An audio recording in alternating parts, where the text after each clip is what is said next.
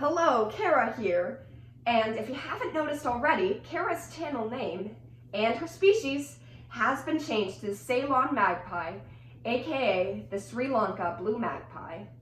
This might seem pretty much out of nowhere for all of you guys, but I've actually been wanting this change for several months. I never really connected with rainbow lorikeets, and I just kind of felt trapped. If I were to rejoin the fandom, I would make Kara a magpie. I felt like because of my channel name and my email and all that, I just couldn't change it. Well, I just proved myself wrong. So in honor of this new and exciting change, I'm going to be talking to you guys about how you can choose your fursona species so you don't end up running into the same problems I did.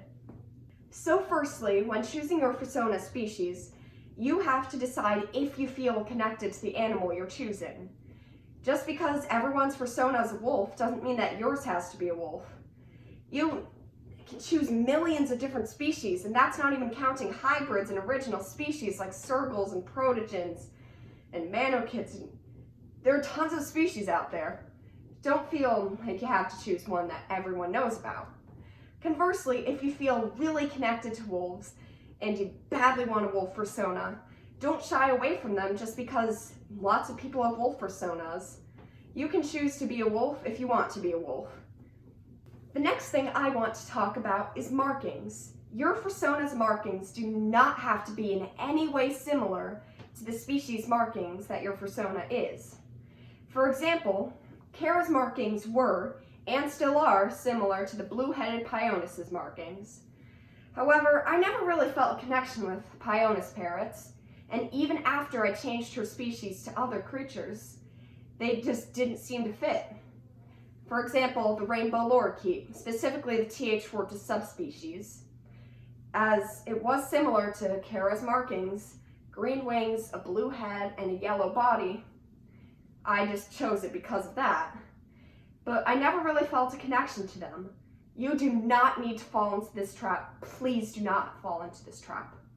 If your fursona is a fox, but it has more wolf-like markings, you don't need to make it a wolf.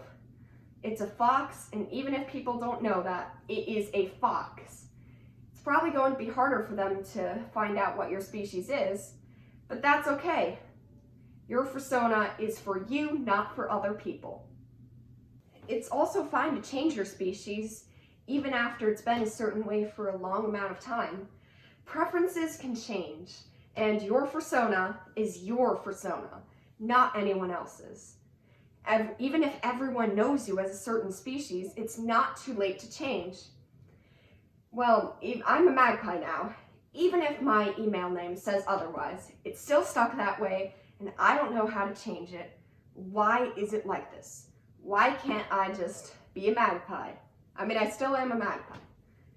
Just get that right, people.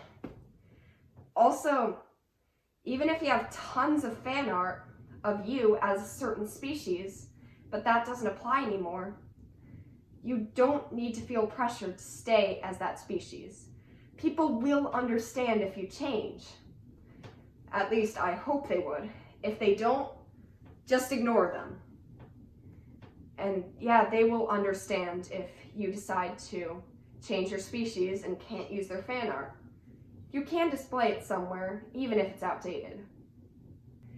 Now, for those of you who can't really find a species that you connect with, here are a couple things to try. Maybe ask yourself one of these questions. What sort of animals do you like? What sort of animal have you always wanted to see, or get really excited when you see it? What sort of animals have had childhood significance for you? Even if these questions won't end up answering what your fursona species is, they are a good starting point. Additionally, if you're stuck, you can check out some of the popular species to see if there's a good starting point there. The website FurScience has lots of different popular species divided into separate categories. The link will be down below, as I'm not in the YouTube partner program, so there's bias against me. We need to overturn the world order sometime. Yeah, even though I wouldn't recommend just choosing something based on its popularity, it is a good place to start. There's so many unique somewhat popular fursona species out there. And it divides it into categories. If you want it to be a reptile, you can scroll down to the most popular reptiles category and see which ones are on there. So I'd say FurScience is a good starting point for species you'd want to be, even if it is not your final choice. You could also look at some of your favorite furries in the fandom, like me. I know I'm such a great person. Or your favorite character from a furry book or TV show to find out which fursona you want to be. For example, if you really like Wings of Fire, you could choose your favorite dragon tribe, and that could be your fursona. Or if you're a really big fan of Beastars, you could look at your favorite character and see what species they are. Possibilities really are endless, and it doesn't even just extend to furry media.